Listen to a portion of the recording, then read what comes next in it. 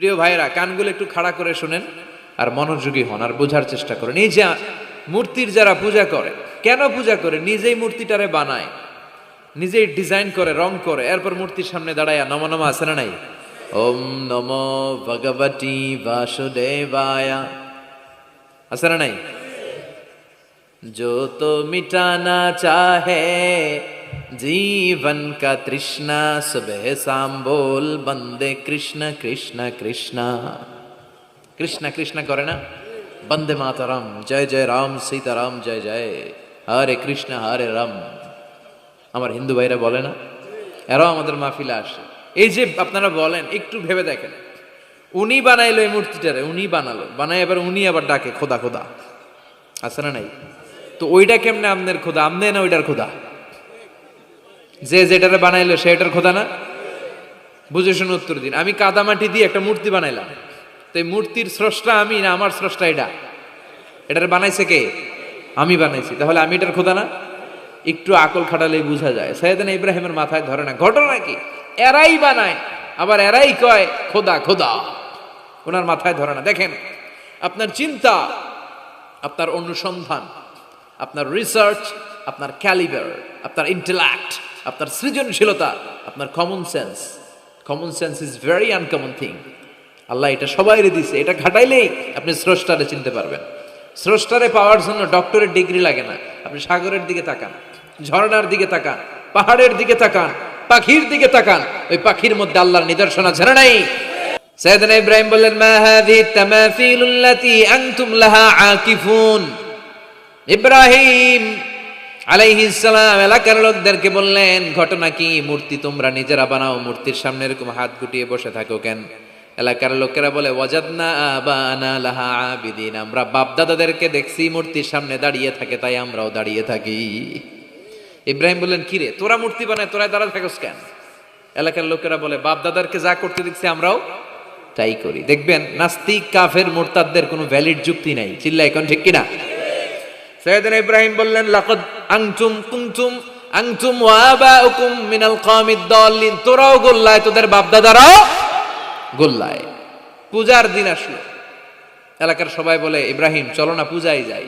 সাইয়েদনা ইব্রাহিম ফানাযারা নাজরাতান ফিন নুজুম, আকাশে তাকালেন, ক্বালা ইন্নী সাকিম, বললেন আমি অসুস্থ। আসলে উনি অসুস্থ ছিলেন না, আসলে অসুস্থ ছিলেন না। তাহলে কেন অসুস্থ বললেন? এর কারণ, অসুস্থতা দুই ধরনের, একটা শারীরিক আর একটা মানসিক। উনি শারীরিক অসুস্থ ছিলেন না বটে, কিন্তু মানসিক অসুস্থ ছিলেন। এর কারণ, ওই সময় উনি ছাড়া কেউ তাওহীদের পক্ষে ছিল না, সব ছিল মুশরিক। তাহলে একজন নবী যখন শিরকি কাজ চারদিকে হতে দেখে, তখন তিনি মানসিকভাবে সুস্থ থাকতে পারেন না, ঠিক কিনা? এজন্য উনি বললেন, ইন্নী সাকিম, আমি অসুস্থ, আমি যাব না। এলাকার লোকেরা বললে, তাই নাকি, যাবি না? এক কাজ কর, আমরা তাহলে পূজায় যাই, তুই ঘরের মূর্তিগুলারে পাহারা দে। ভালো একজন পাহারাদার পাওয়া গেছে, আমরা পূজায় গেলাম, তুই ঘরের মূর্তিগুলারে পাহারা দে। ভালো পাহারাদার, মূর্তির পাহারাদার, নাম কি? সাইয়েদনা ইব্রাহিম মনে মনে কয়, ঠিক আছে, আজকে জন্মের পাহারা দিব, জন্মের পাহারা দিব। উনি ঘরের ভিতরে ঢুকলেন, ঢুকে দেখে এক একটা মূর্তি এক এক স্টাইলে, কোনোটা এমনি কোনোটা কোনোটার 10 হাত, কোনোটার 12 হাত, কেউ হা করে আছে, কেউ তলোয়ার ধরে, কেউ হাতির বেশে, কেউ নারীর বেশে, বিভিন্ন রঙের মূর্তি আছে না নাই? সাইয়েদনা ইব্রাহিম ঘুরে ঘুরে সবগুলার দিকে তাকায় আর দেখে সবগুলার সামনে হচ্ছে সন্দেশ, রসগোল্লা, চমচম, কালোজাম, দুধ মালাই, মালাই চপ, আছে না নাই?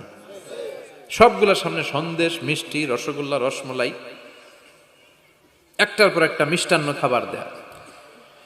ইব্রাহিম মনে করলেন ওরা মনে খাবে, একটু বাটিটা তুইলা ধরি, হা কইরা আছে ওটার মুখের সামনে নিয়ে কয় খা। কি কয়? আর মূর্তি করে আছে হা। ফারাগা ইলা আলিহাতিহিম, মূর্তিগুলোর কাছে গেলেন, সন্দেশ রসগোল্লার বাটি তুলে ধরে বললেন, খা খা। ফারাগা ইলা আলিহাতিহিম ফাকালা আলা তাকুলুন, সন্দেশ আর রসগোল্লা উঠিয়ে বললেন, খা, খাবি না?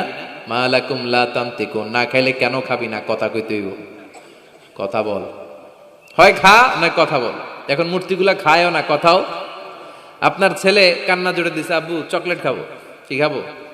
চকলেট কিনে দিলেন, এখন চকলেট আর খায় না। জিজ্ঞেস করলেন, কিরে বাপ চকলেট খাস না কেন? কথাও কয় না। খায়ও না, কথাও কয় না। এখন বাকি আছে কি? ফারাগ আলাইহিম দারবাল বিল ইয়ামিন, ডাইন হাতে মাই শুরু করলেন। এক একটা নবীর হাতে পর্যাপ্ত শক্তি দিয়েছিলেন কে?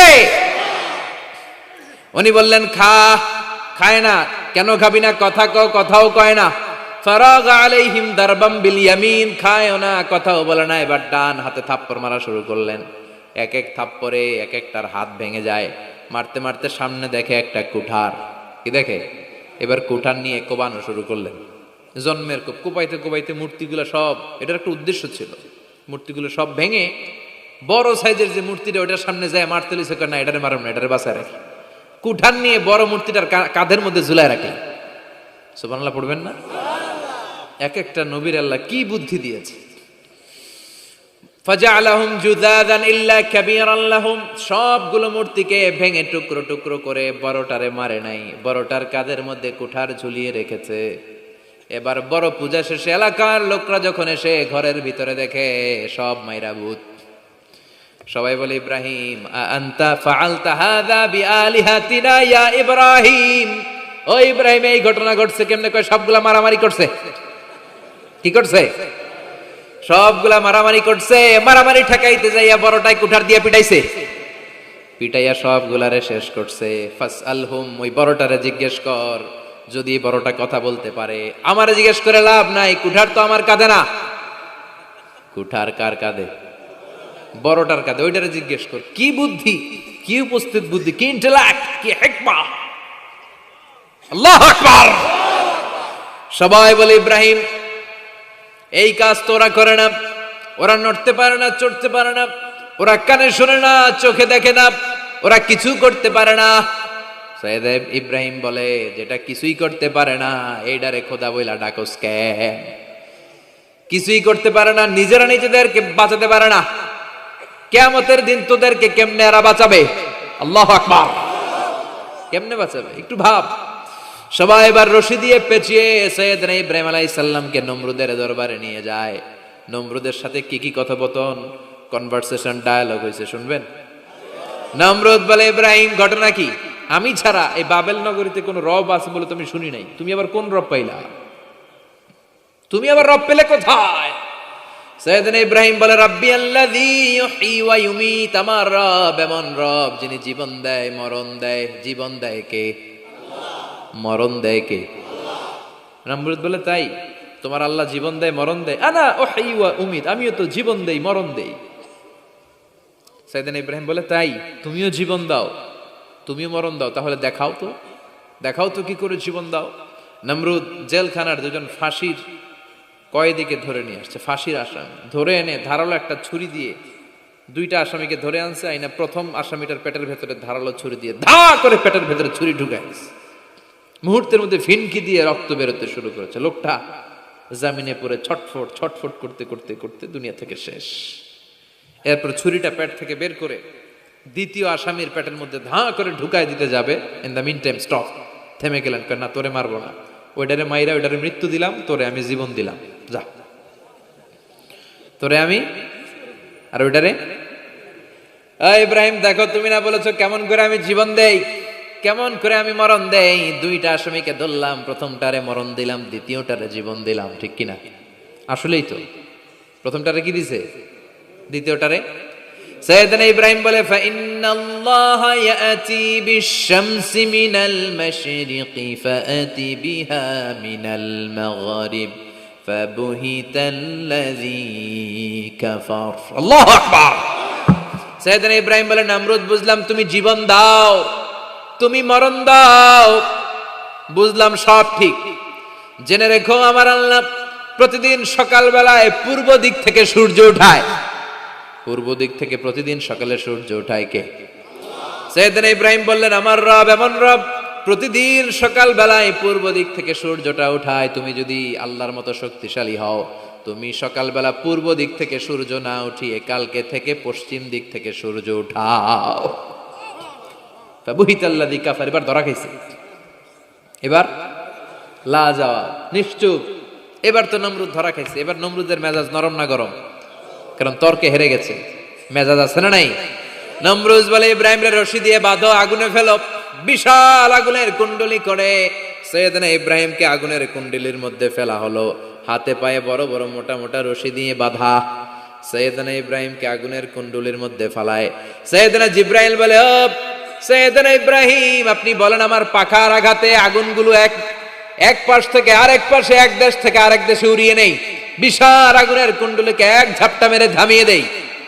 সৈয়দনা ইব্রাহিম বলে, কোনো দরকার নাই, কারণ আগুনের মালিক আমার সাথে আছে। রাডাই, I don't need your help, আমার কোনো সাহায্যের দরকার নাই, কারণ আগুনের যে রব, সে আল্লাহ সবকিছু দেখে কি দেখে না। বিশাল বড় মোটা মোটা রশি দিয়ে সৈয়দনা ইব্রাহিমের হাত আর পা বেঁধে আগুনের মধ্যে ফেলে দেয়া হলো। মুহূর্তের মধ্যে আগুনগুলো দাউ দাউ করে জ্বলতে শুরু করলো। হাতের রশিগুলো, পায়ের রশিগুলো মুহূর্তের মধ্যে জ্বালিয়ে দেয়।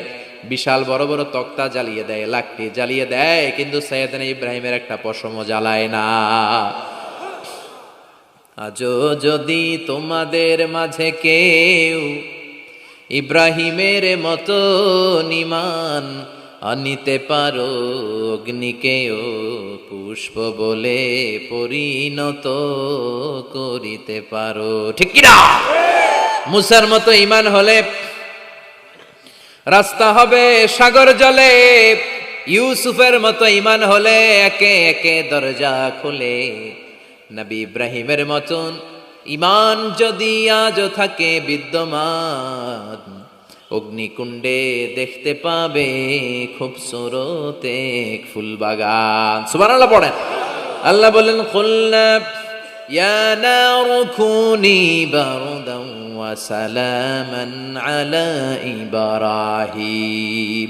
আল্লাহ বললেন, আগুন, দুনিয়ার শুরু থেকে তোকে একটা ধর্ম আমি দিয়েছি, যা পাবি জ্বালিয়ে ছারখার করে দিবি, কিন্তু আজকে কয়েকদিনের জন্য তোর জ্বালানোর ক্ষমতা আমি আল্লাহ কেড়ে নিলাম।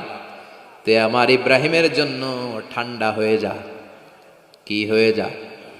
তবে আগুন, খবরদার এত বেশি ঠান্ডা হবি না যাতে ইব্রাহিমের সর্দি না লেগে যায়। সুবহানাল্লাহ পড়ে। আগুন বলে, আল্লাহ বললা ঠান্ডা হ, আবার বললেন বেশি ঠান্ডা হবি না যাতে সর্দি না লেগে যায়। আমি কি করুম? আল্লাহ কয়, বারদাউ ওয়া সালামান আলা ইব্রাহিম।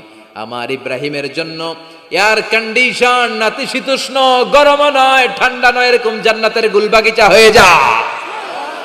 আল্লাহু আকবার। সাইয়েদনা ইব্রাহিমে আগুনের ভিতরে 40 দিন ছিলেন। চিল্লা এখন কয়দিন?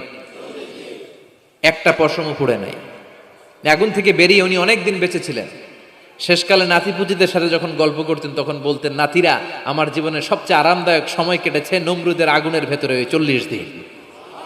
ওই 40 দিন যেই সুখ, আমোদ, ফুর্তি, আনন্দে আমি ছিলাম, আমার জীবনে কোনো সময়, কোনো মুহূর্তে এত সুখ, এত আনন্দ, এত চমৎকার সময় আমি কাটাই নাই। চিল্লা এখন সুবহানাল্লাহ। এবার আল্লাহ ডেকে বলে, নমরুদ, টাইম ইজ আপ, তোর সময় শেষ, অনেক বেড়েছিস, অনেক সুযোগ দিয়েছি, আর না। আমি আল্লাহ সব সময় ধরি না, ধরলে ধরে না, ধরলে আল্লাহ ছাড় দেয়, কিন্তু ছেড়ে দেয় না। সুবহানাল্লাহ পড়েন। আল্লাহ কি দেয়? ছেড়ে দেয় না। আল্লাহ বলে, নমরুদ, এবার তোর শাস্তির পালা। তোরে আমি ফেরেশতা দিয়ে মারবো না, জিন দিয়ে মারবো না, সাইয়েদনা ইব্রাহিম দিয়ে মারবো না, তোরে মারবো আমি ল্যাংড়া মশা দিয়া। সুবহানাল্লাহ পড়েন। আল্লাহর বাহিনী, বাউদা জুনদুম মিন জুনুদুল্লাহ, এই মশাগুলো কিন্তু আল্লাহর সৈনিক। এই বাতাস আল্লাহর সৈনিক। 50 আর 70 কিলোমিটার বেগে যদি একটা বাতাস বয়, সব শেষ হয়ে যাবে, ঠিক কিনা?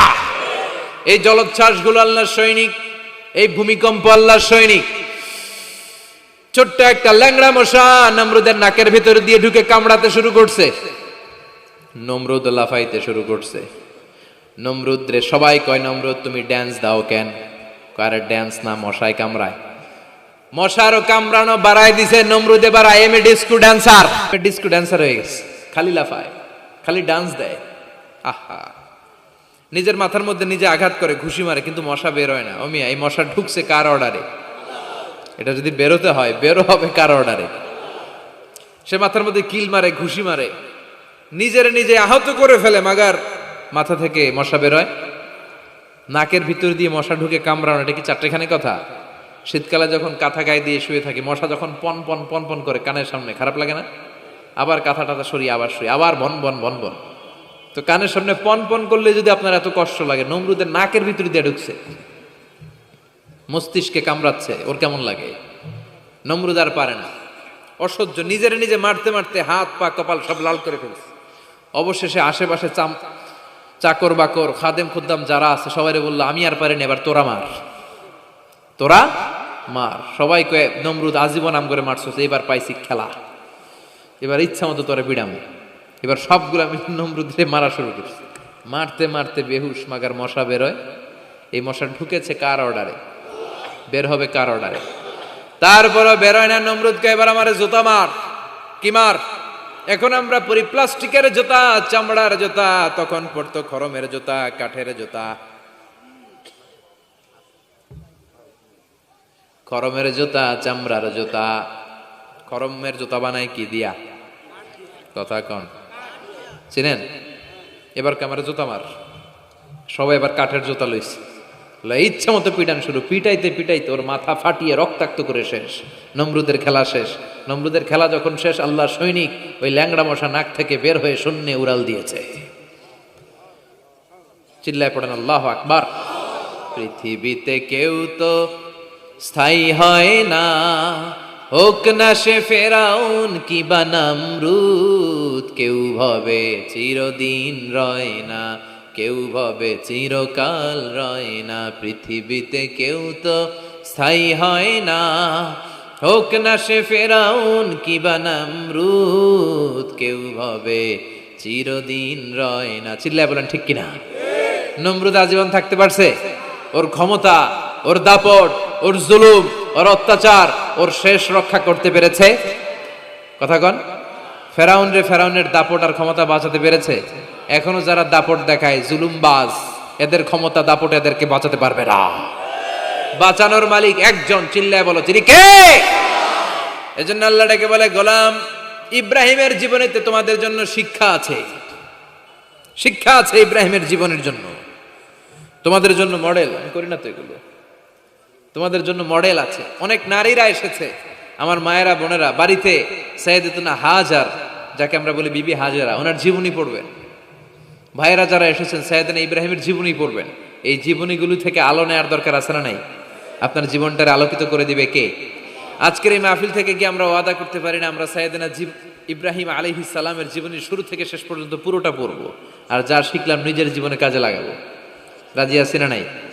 আমাদের মডেল হচ্ছে নবীরা। চিল্লায় বলেন, আমাদের মডেল কারা? এই নবীদের জীবনী মানলে আমরা আলোকিত মানুষ হতে পারবো। এই নবীদেরকে যারা অনুসরণ করে, এরা টেন্ডারবাজি করে না, চাঁদাবাজি করে না, মাস্তানি করে না, দুর্নীতি করে না। এরা 14ই ফেব্রুয়ারিতে মেয়েদেরকে নিয়ে নাচানাচি করে না। এরা দেশপ্রেমিক হয়, এরা আল্লাহওয়ালা হয়, এরা ইসলামের পক্ষের শক্তি। চিল্লায় বলেন ঠিক কিনা? আল্লাহ আমাদের সবাইকে তুমি বুঝার তৌফিক দান করো। অনেক নারী বোনেরা এসেছেন, নারীদের জন্য এক বাক্যে একটা নসিহত করে শেষ করে দেই। এক বাক্যে একটা নসিহত। আল মারআতু ইযা সাল্লাত খামসাহা, বিষ্ণু বলেছেন যে নারীরা মাত্র 4টা কাজ করবে, আল্লাহ তাআলা তাদের জন্য জান্নাতের 8টা দরজা খুলে দেবে।